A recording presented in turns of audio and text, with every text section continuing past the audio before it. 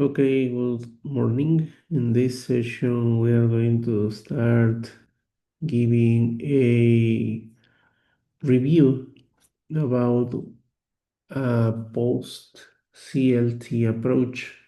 And this post CLT approach is known as natural approach.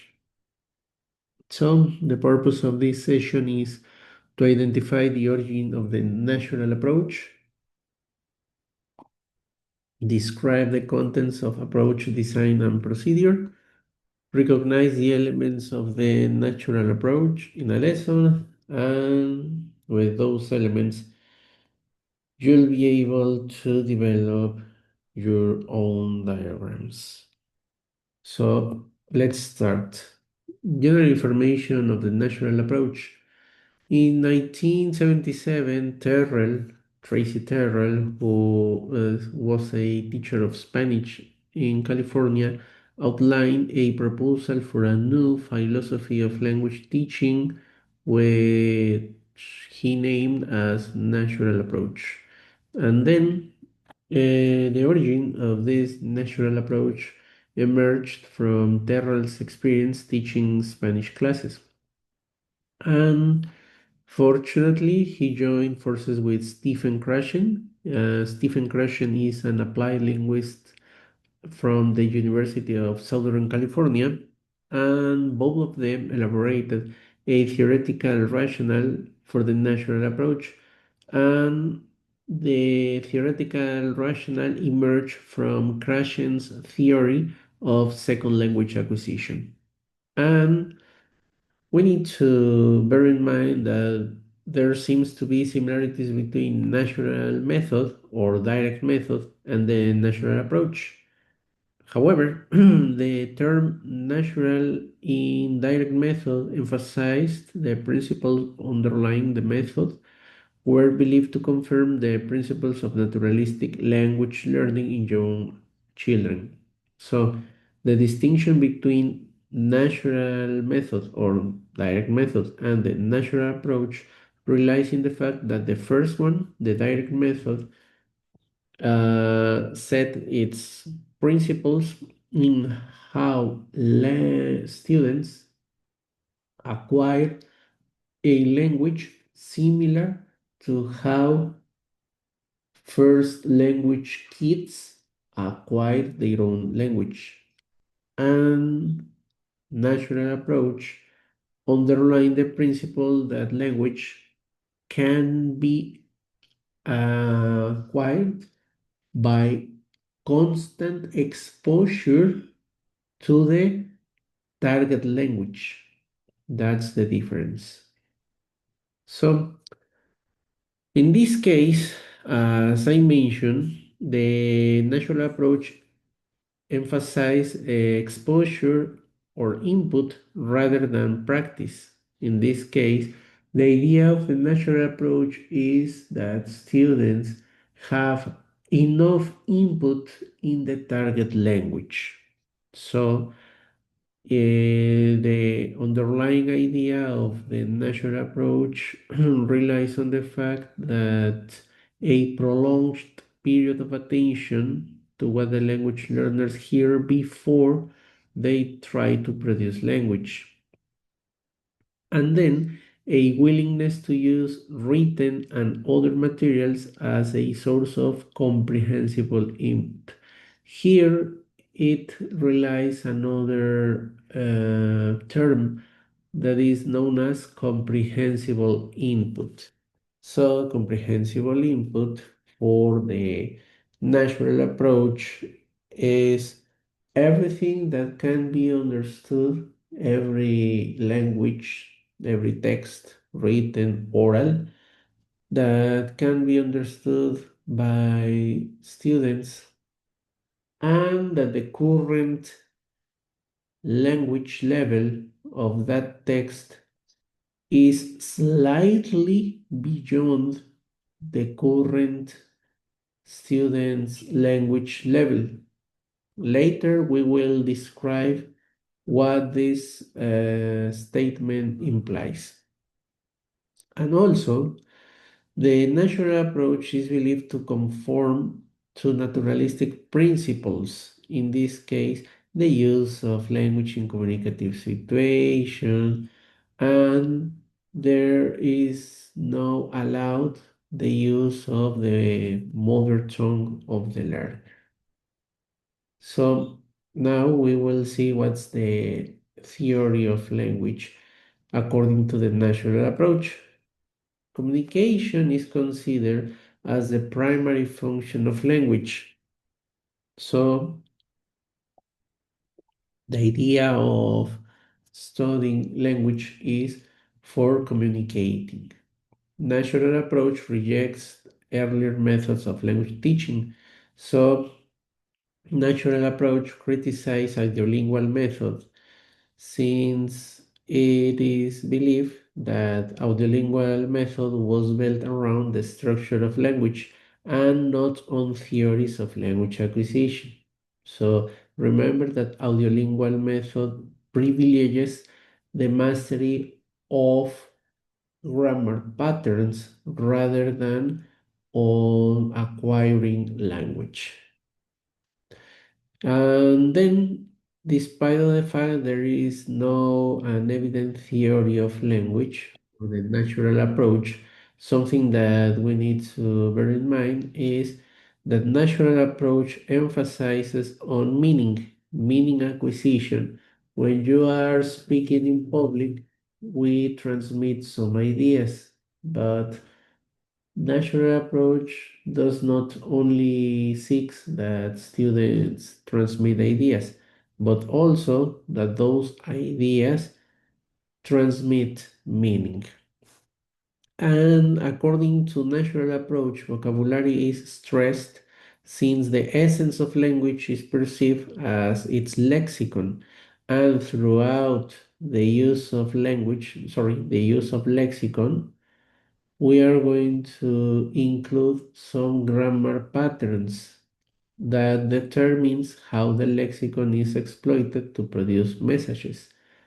So later, when we explain another approach known as the lexical approach, we will see that it has a basis on natural approach.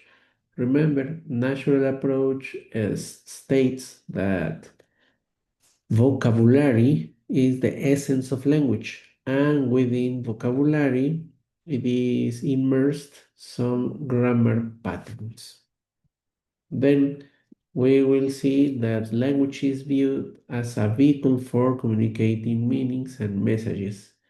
That's why Terrell and Krashen, both of them, as we saw at the beginning, they are the founders, the creators of the natural approach, state that acquisition takes place only when people understand the messages in the target language. Natural approach premise, as we saw at the beginning, is that students will be able to acquire the target language as long as they have enough exposure to that target language. And then the view of language of natural approach consists of the use of lexical items. Within those lexical items, there are some grammar structures, and the conjunction of lexical items and grammar structures will allow a language learner to produce messages. Now, in order to start reviewing the theory of language learning, we will see to base our understanding of the theory of language learning on Krashen's natural order hypothesis. So we will see briefly what does this hypothesis imply. Natural order hypothesis. Natural approach conceives language learning similarly to audiolingual method. In this case, a mastery on structures by stages. It's quite contradictory because at the beginning we mentioned that natural approach emphasized the use of lexicon, and not only the mere mastery of well-structured patterns as audiolingual method emphasized. Remember, with audiolingual method, throughout constant repetitions or drills, remember that audiolingual method has different types of drills, students will be able to acquire the structure of a language. However, here, natural approach has the same idea of mastery on structures by stages. Nevertheless, it's not exactly its main purpose of the natural approach. Rather, this is the constituent theoretical foundation of how natural approach conceives stage by stage the process of language learning. In that way, we need to understand that natural approach conceives language learning similarly to audiolingualists. The mastery on structure by stages. The input hypothesis states that in order for acquirers or learners, language learners, to progress to the next stage in the acquisition of the target language, they need to understand input, language input, that includes a structure that is part of the next stage. And how can we understand that structure that is part of the next stage? According to Krashen, this structure that is part of the next stage was, how can I say, it was known with the formula I plus 1. That is to say, input that contains structures slightly above the learner's present level. Let's see an example. You are a beginner language learner, and in this case, you have a kind of mastery of simple present for first, second, and third person singular and plural because it was extensive practice and you consolidate that part. But later, the next lesson, you will listen to a recording in which it is used not only simple present, but also present continuous. Probably at the beginning, it will be quite difficult to understand the grammar characteristics of the present continuous. Nevertheless, the idea of natural approach is that by constant exposure to the text, oral text, or written text, in which it includes structures of simple present and present continuous, you as student will be able to understand the general idea of what present continuous implies and what is the idea of including present continuous in the text you are hearing or you are reading.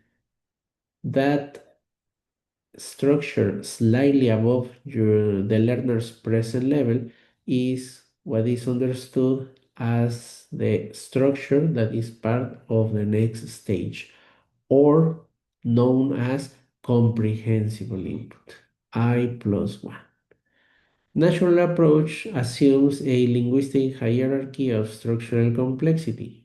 In this case, first of all, you are going to master simple present, and later, by recognition, and later, by constant exposure, and finally, by rehearsal and mastery of the next structure, you will consolidate the difference between simple present and present continuous. All right. So far, a comment or question? Is it okay?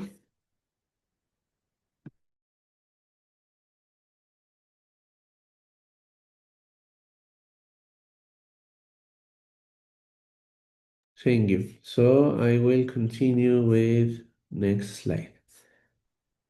Remember that the theory of language learning of the natural approach is built up around different hypotheses. The first hypothesis that we reviewed was natural order hypothesis. The second hypothesis, all of those hypotheses that I'm presenting were developed by Terrell and Krashen in 1982. The second hypothesis is acquisition learning hypothesis. According to Krashen, there are two distinctive ways of developing competence in a second or foreign language. Remember, last class we saw the concept of competence, knowledge, and demonstration of that knowledge. The first concept is acquisition, which is an unconscious process that involves the naturalistic development of language proficiency through understanding language and through using language for meaningful communication. Remember, acquisition will be able to happen unless you have a rich exposure to language content. And second, learning. Learning is a conscious process in which conscious rules about a language are developed. So, for this acquisition learning hypothesis, teachers need to consider not only to teach explicit grammar rules, but also how language is structured by constant exposure and constant use of those language rules without previous explanation. That's like the first step. You are going to expose students to that language rule just by listening to the tape recorder or just by reading. And later, students need to be conscious of the grammar patterns, and in that moment, you will be able to explain that grammar pattern. The third hypothesis is known as the monitor hypothesis. Remember that the previous hypothesis, acquisition learning, when you are acquiring a language pattern, grammatical pattern, your brain has stored that knowledge in the long-term memory. When you are writing or probably when you are listening something, that long-term memory information that was in that memory of long-term memory can be retrieved. And when you retrieve that information, that is known as conscious learning.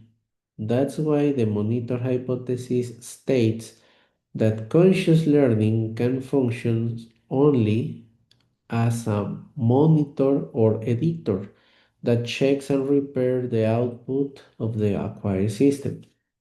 Thus, with knowledge you have, the theoretical knowledge about grammar rules, vocabulary, when you are writing a text, will guide you to be conscious and make the corrections that are necessary. That is your conscious learning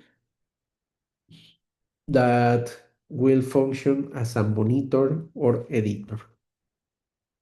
This is the third hypothesis, the monitor hypothesis. And when we are using that monitor, there are three conditions that can limit the successful use of this conscious learning.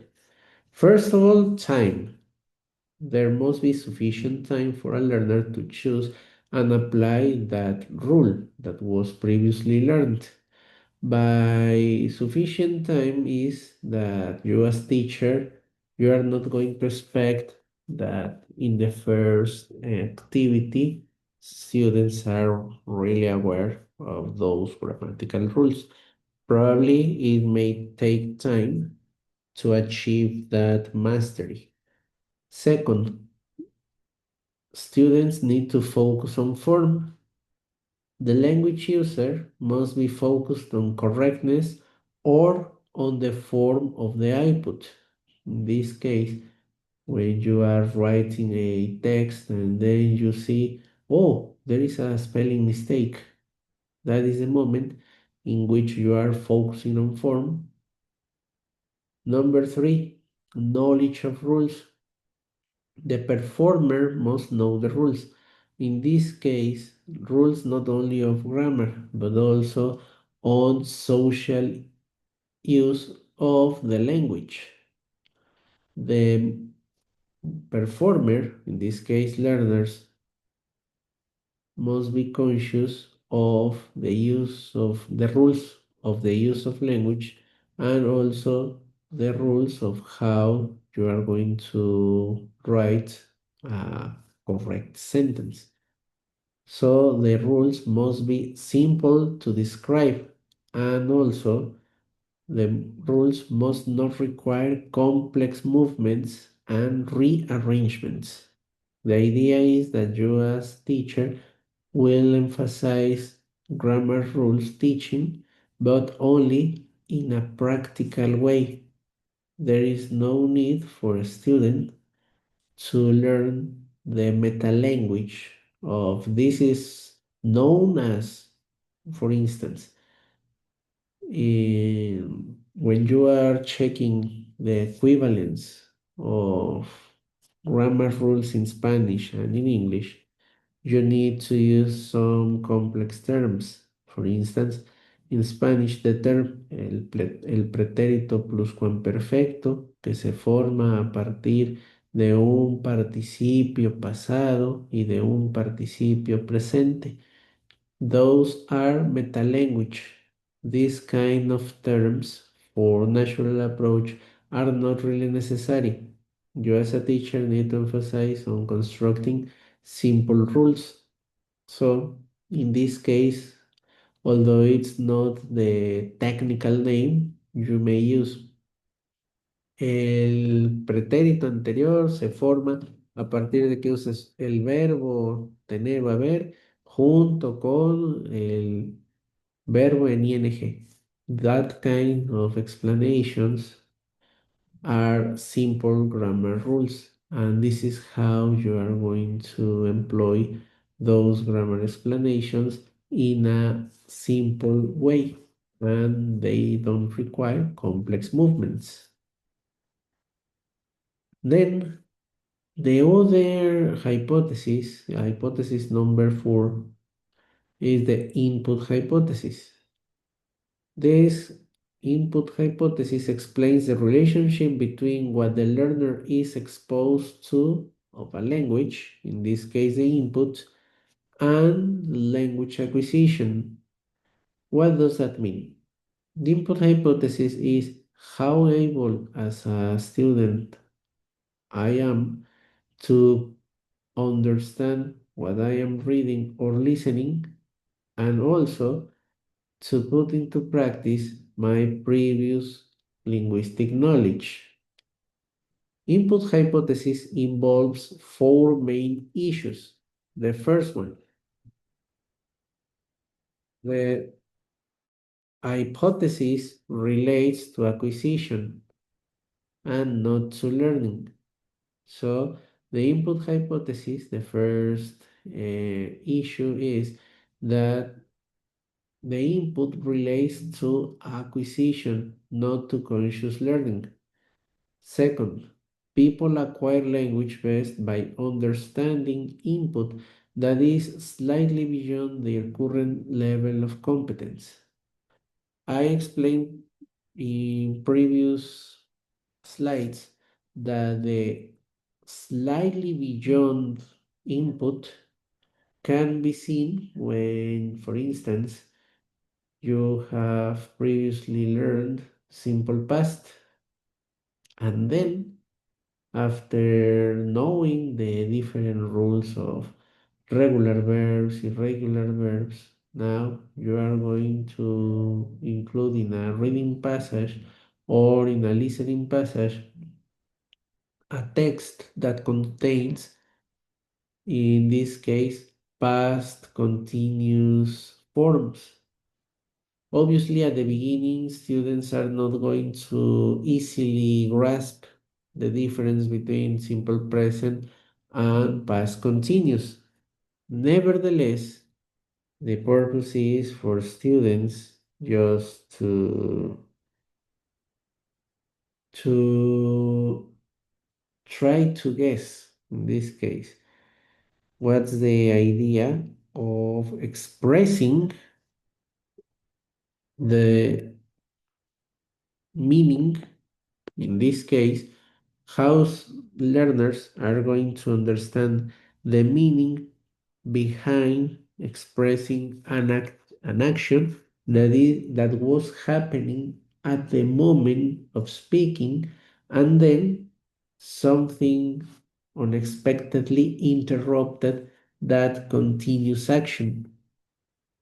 That understanding of the difference between simple past and past continuous will be an input that is slightly beyond their current level of competence.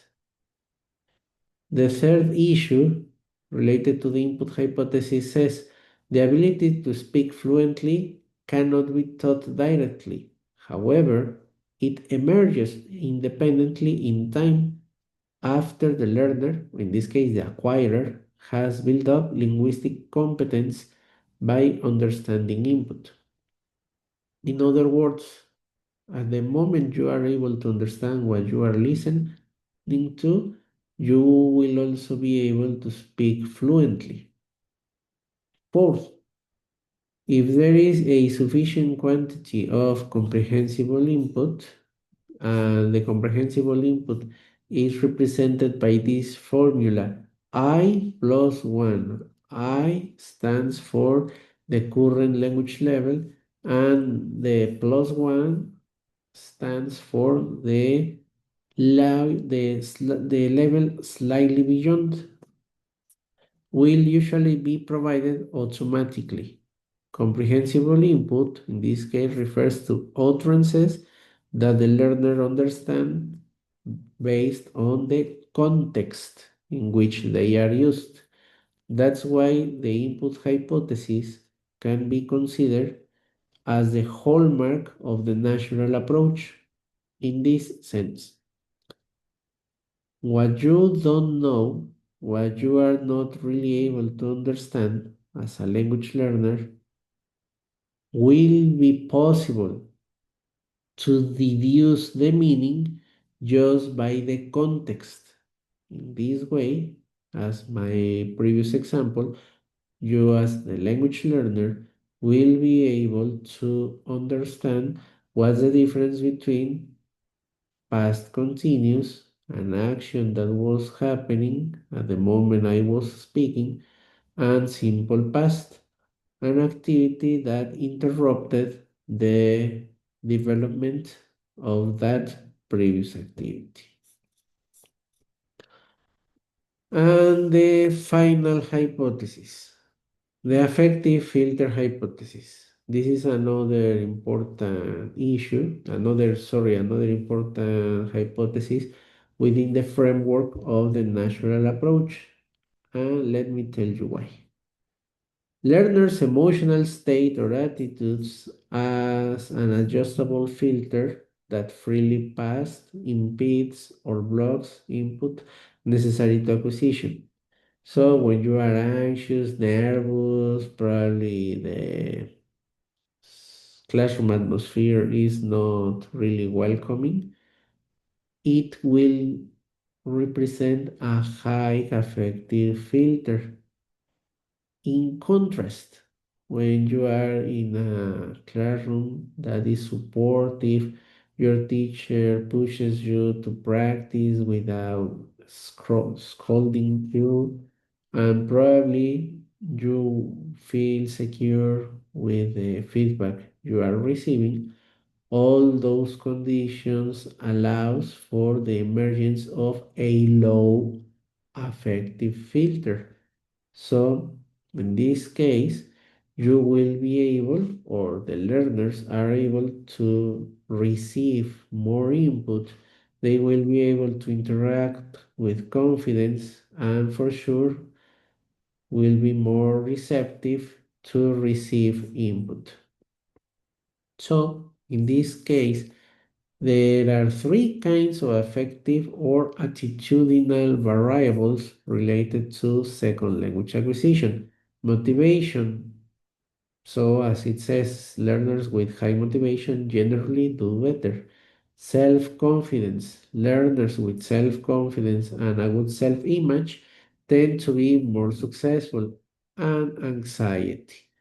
Low personal anxiety and low classroom anxiety are more conducive to second language acquisition. So far, a comment, a question, a doubt that you have, I listen to you.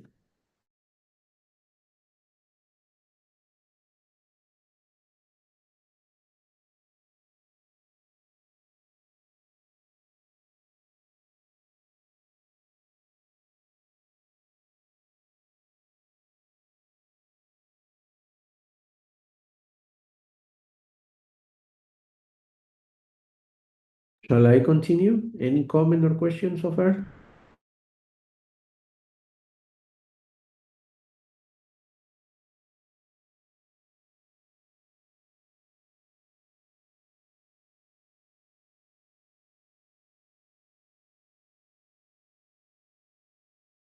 All right, thank you so much. So I will continue with the explanation. Now we are going to review the theory of language teaching. When we talk about theory of language teaching, we need to emphasize with lexical items. Remember that natural approach bases its language learning on lexical items, lexical production, and that's why it says lexical items is messages, sorry, are necessarily grammatically structured, and more complex messages involve more complex grammatical structure. Obviously, more complex messages will require a more complex knowledge of grammar structure. Although they acknowledge such grammatical structuring, Krashen and Terrell feel that grammatical structure does not require explicit analysis or attention by language teachers, by the learner, or in language teacher materials. In other words, Krashen and Terrell consider that it's not really necessary that teachers devote an entire lesson explaining all the grammar rules, since the most important part for a natural approach is that students master lexical items. And within that mastery of lexical items, it will be embedded grammatical patterns. Now, the objective of the course designed under the natural approach. First of all, we need to state that natural approach course is designed for beginners with the aim to help them become intermediate language learners. It enhances students to be able to make the meaning clear, but not necessarily be accurate in grammatical details. So, specific objectives depend upon learner needs and, of course, the language skills and the level that is taught. As you know, it won't be the same language objective for a beginner in comparison with in an elementary language level. Now, the type of syllabus that is expected to follow within a natural approach is something like that. The first type is that you are going to list some typical goals for language courses, and then you will suggest which of those goals are the ones that you will apply within your course. In this case, the basic goals can be arranged into four areas. The first area is like the basic personal communication skills. In this case, the idea only with the development of oral skills. For instance, developing listening skills to announce in public places. The other type of goal is basic personal communication skills only in the written part. For instance, reading and writing personal letters. The third type of goal will be academic learning skills only in the oral part, which is listening to a lecture. And the fourth type is academic learning skills only in the written form, that is, taking notes in class. So, as you could see, these four type of goals can be only understood as being able to understand what you could listen to and be able to produce in the written form. Then they observe the communication goals may be expressed in terms of situations, functions, and topics. That's why the type of syllabus that aligns with natural approach is based on situations or topics. That's why the kind of syllabus is known as thematical or situational syllabus. The functions that can be taught, the language functions that can be taught, are not really specified or suggested, but are allowed to derive naturally from the topics and situations. So you will only have, as an example, the idea of teaching students to express. Imagine that we are developing a syllabus for beginners. You may have in mind the idea of allowing students to communicate just basic expressions. And then you start by thinking, okay, we will be able, or students will be able to introduce themselves, present others, and give personal information. So those are your expected outcomes.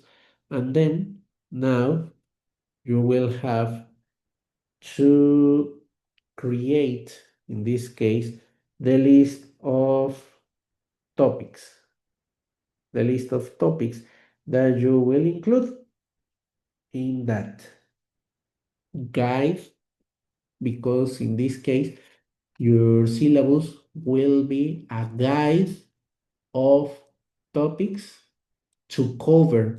So at the same time, you are checking how your students are developing. In this case, you will create the sequence of lexical topics to be included in that syllabus. The second point of view for creating a syllabus is the purpose of a language course will vary according to the needs of the students and the particular interest. That's why natural approach does not organize activities of the class about a grammatical syllabus, rather within topics or situations. And to talk about those topics or situations, you will need to include lexical terms. And within those lexical terms will also be embedded grammatical structures. Now, there are some learning and teaching activities. In this case, learners are not required to say anything until they feel ready. That's why they will have enough exposure to content. They are going just to have exposure to listening passages, reading passages, and until they are prepared with lexical terms and with grammatical notions, that's the moment in which you are going to develop some speaking and writing activities. So, what type of material can be used to expose students to language content? Charts, picture, advertisement, and other realia. So, natural approach also implies realia.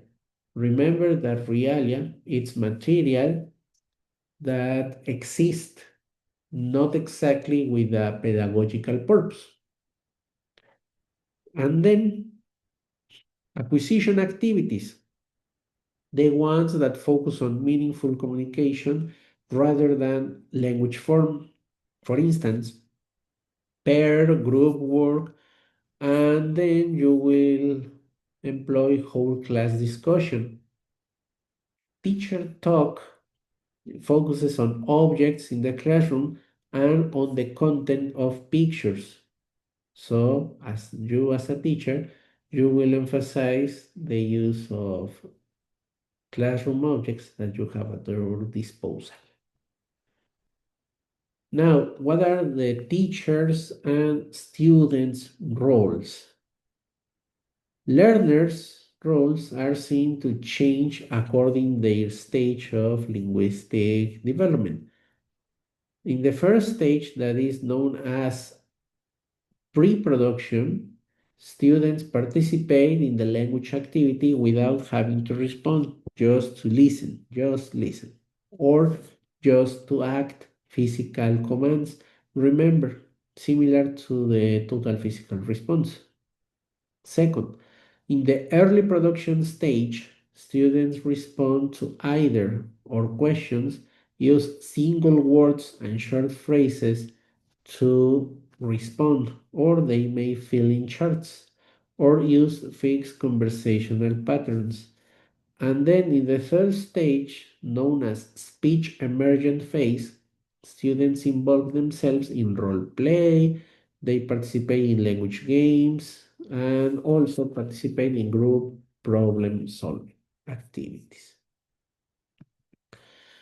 That's why teacher has three central roles. The first role is as a primary source of comprehensible input. In the second stage, teachers creates a classroom atmosphere that is interesting, friendly, and in which there is a low affective filter for learning. And the third stage, teacher must choose and orchestrate a rich mix of classroom activities. Those activities involve a variety of group size, content, and context, language context. All right. And then the role of the instructional materials. Remember that the main aim of the instructional materials is to promote comprehension and communication. That's why pictures and other visual aids are essential since they supply the content for communication. Remember that it is known that a picture says more than 1,000 words. Then the visuals, aids, and pictures will also allow the acquisition of large vocabulary within classroom. So, recommended materials to be employed within the national approach includes schedules, brochures, advertisements, maps, books at level appropriate to students. So that's why we as teachers need to take care of the language level that we are employing within our teaching materials. All right. So far, any comment, any question, something that you would like to share, please?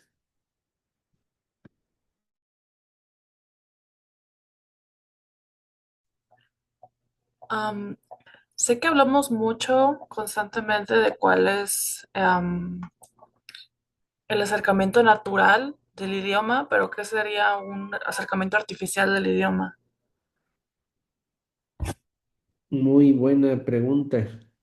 Es interesante el hecho de que efectivamente, teóricamente hemos hablado demasiado sobre lo que es el acercamiento natural al idioma, pero en términos prácticos, podemos nosotros concebir justamente un acercamiento natural al idioma cuando nosotros como profesores, en lugar de estar simple y sencillamente dedicándole horas y días a explicaciones gramaticales muy profusas, muy extensas, cuando nosotros privilegiamos más que el estudiante trate desde las primeras lecciones comprender lo que nosotros le expresamos en la lengua de llegada. Un ejemplo, digamos en el caso no de inglés, digamos que estamos estudiando una tercera lengua, no sé, francés. Y desde el primer momento, el profesor o profesora empieza con Bonjour, je m'appelle Etienne, je suis 38 ans, je suis un étudiant de langue anglaise, je suis profesor avec la Universidad Veracruzana, and then, y así se continúa la explicación. El estudiante de momento va a entrar en shock porque no se siente seguro de qué es lo que está diciendo el profesor. Pero si a eso le complementamos con ayudas visuales, por ejemplo, un pequeño video en el que esté reproduciéndose lo que está describiendo personalmente el profesor o profesora, le va a poder hacer una imagen mental al estudiante para que pueda en una siguiente etapa el mismo estudiante imitar lo que el profesor hizo, sin que todavía tenga una conciencia plena. ¿A qué me refiero con conciencia plena? Que el profesor le haya explicado, oye, es que estás diciendo esto, estás expresando esta otra idea.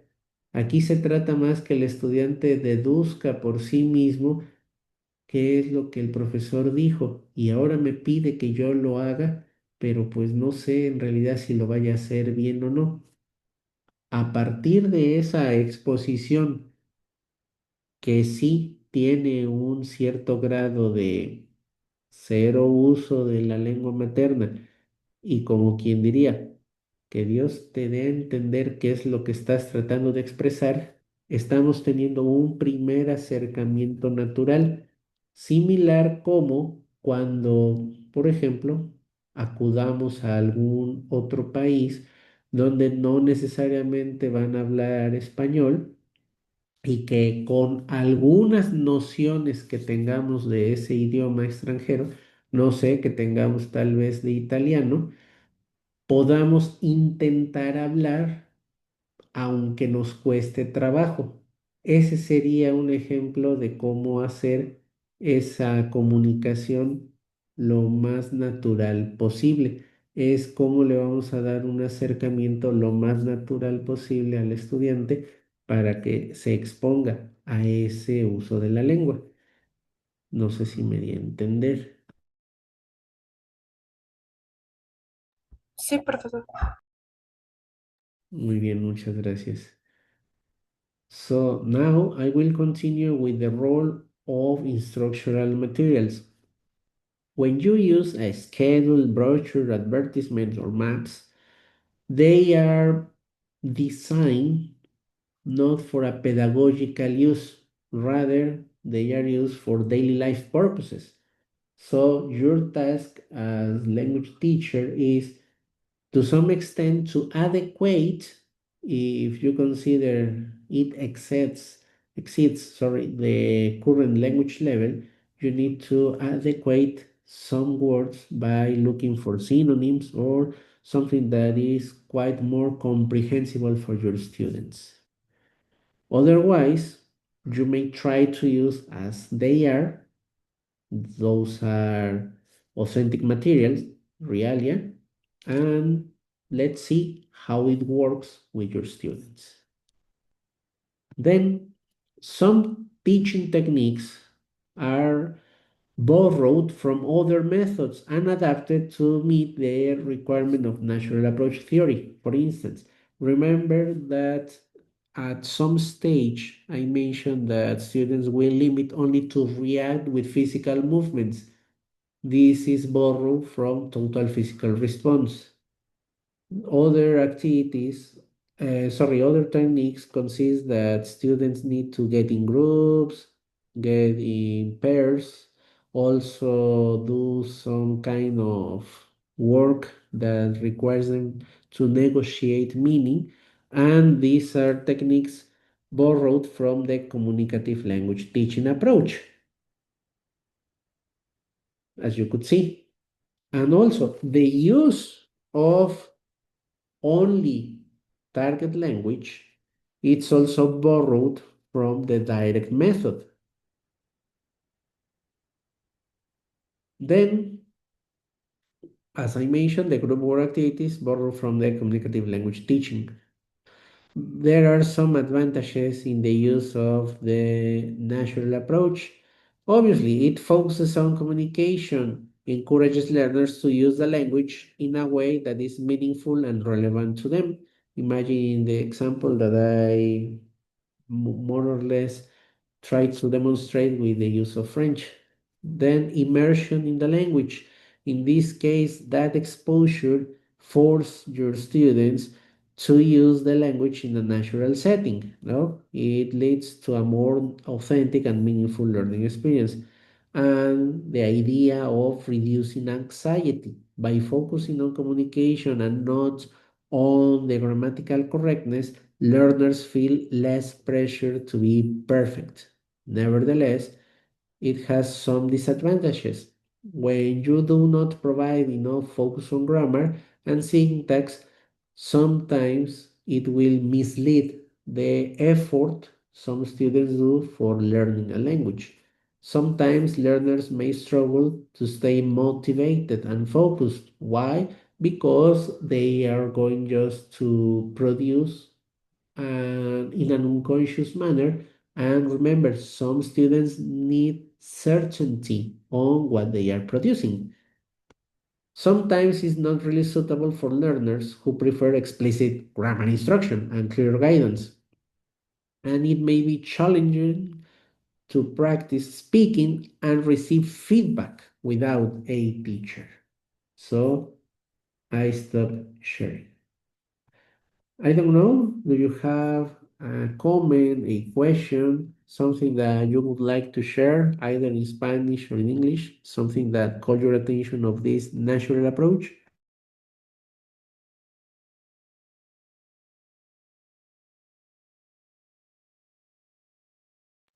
Am, Me pareció interesante o me llamó la atención cuando menciona ah, como que la manera en aproximarse a un lenguaje siempre empieza como desde el yo, con el empezar a presentarte de, pues yo me llamo tal, yo soy tal, porque he tenido experiencia con otros idiomas y siempre he notado que es así, siempre es como de empieza uno presentándose o saludando, pues puede parecer como que es una manera de transmitir educación, pero creo que tiene mucho sentido que el idioma empiece a aprenderse o a hacer a partir de autorreconocerse, de saber como quién soy yo hasta cierto punto o qué es lo que yo soy, como mi nombre, mi persona, lo que hago, y así empezar a desarrollar o entender el vocabulario en cualquier idioma y la gramática. Y fíjese, Mariano, ahorita es muy interesante el comentario que nos acaba usted de mencionar. A partir del reconocerse uno mismo, precisamente como usuario de una lengua, no necesariamente como aprendiz. ¿Cuál es la diferencia? Si yo me reconozco primero como aprendiz, estoy tratando conscientemente de utilizar reglas gramaticales, de tratar sobre todo la propiedad, y a veces eso también me limita el atreverme a cometer errores, que es de hecho una parte natural, si lo llamamos de esa manera, una parte natural del proceso de aprendizaje de una lengua. Así que entonces, a partir de qué tan confiados estamos nosotros como usuarios de una lengua en poder expresar una idea y a su vez posteriormente recibir también esa retroalimentación por parte de nuestros profesores, estaremos entonces en el camino para poder, a partir de ese uso, llamémoslo así, natural del idioma, también hacer posteriormente las correcciones que sean necesarias para que podamos darnos a entender mejor con nuestro interlocutor. Muy bien, muchas gracias, Marión, por esta intervención. Evelyn.